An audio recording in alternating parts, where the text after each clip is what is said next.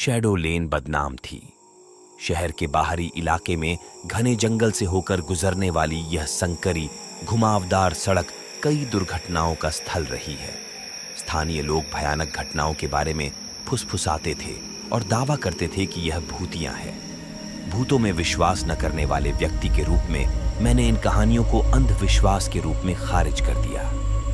ऐसा तब तक था जब तक कि मैंने सड़क की भयावह उपस्थिति का प्रत्यक्ष अनुभव नहीं किया।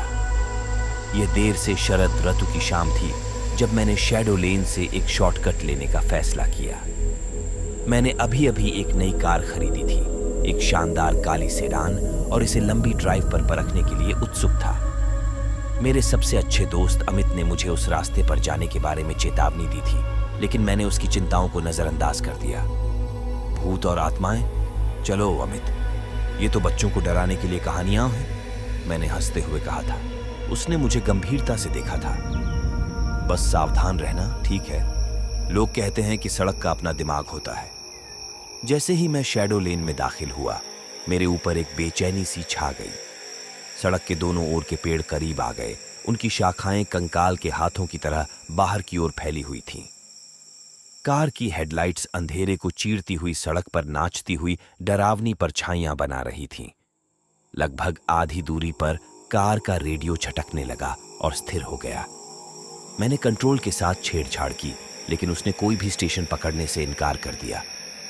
कार के अंदर का तापमान गिरने से मेरी रीढ़ में एक ठंडी सिहरन दौड़ गई। मैंने इसे खराबी समझकर टाल दिया और गाड़ी चलाता रहा। कुछ मिनट बाद मैंने सड़क के बीच में एक आकृति खड़ी देखी। ब्रेक लगाते हुए मैं चीखते हुए रुक गया। जब मैंने एक सफेद पोशाक में एक महिला को देखा तो मेरा दिल जोर से धड़कने लगा। उसके लंबे काले बाल उसके चेहरे को छिपा रहे थे। वह बिना हिले डुले खड़ी रही। ऐसा लग रहा था कि उसे हेडलाइट से कोई फर्क नहीं पड़ रहा था। मैंने खिड़की खोली और पुकारा, क्या तुम ठीक हो? क्या तुम्हें मदद चाहिए?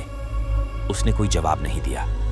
इसके बजाय उसने धीरे से अपना सिर उठाया, जिससे उसकी खोखली काली आंखें दिखाई दी, जिससे मेरे अंदर डर का एक झटका लगा।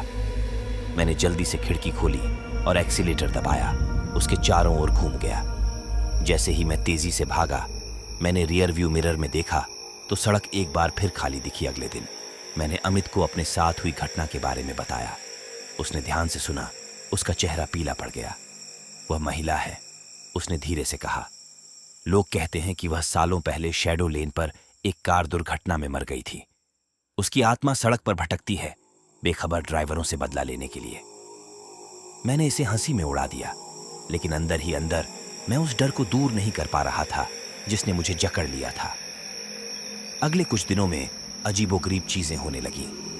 मेरी कार, जो पूरी तरह से चल रही थी, रुकने लगी और अजीब सी आवाजें निकालने लगी। रेडियो लगातार खराब होता रहा।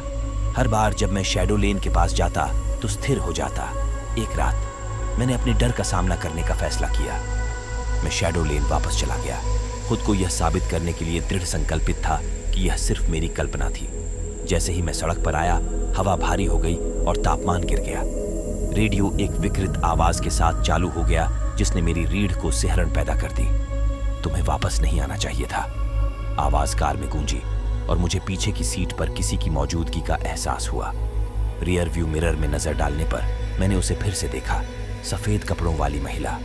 उसकी खोखली आंखें मुझे घूर रही थीं, एक अव्यक्त क्रोध से भरी हुई।